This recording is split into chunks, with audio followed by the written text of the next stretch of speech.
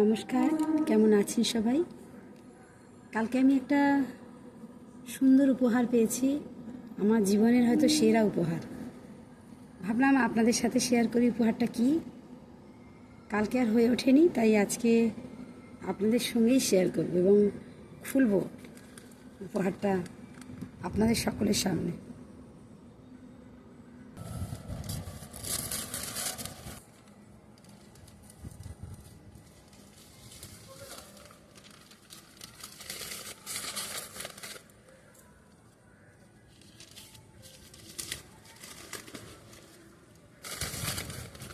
কালকে আর খুলে দেখার সময় হয়ে ওঠেনি, তাই ভাবলাম আপনাদের সাথে শেয়ার করি।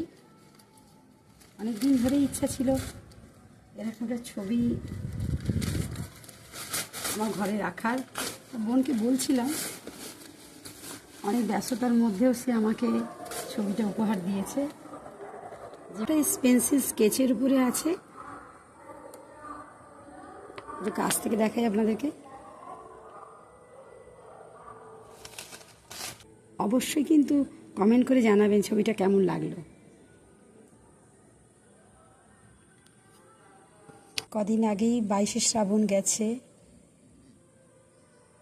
ওনার মৃত্যুদিন বলাটা ভুল হবে,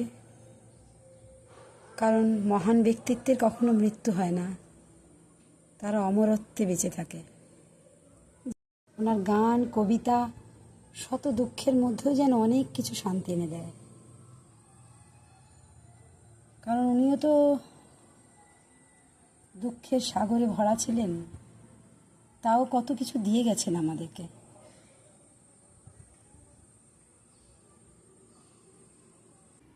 ওনার চোখের দিকে তাকালে যেন আলাদা অনুভূতি হয়, আমার তো হয়।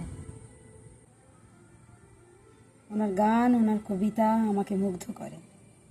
আলাদা একটা, কি বলবো, ইমোশনাল ব্যক্তিত্ব আমার জীবনে।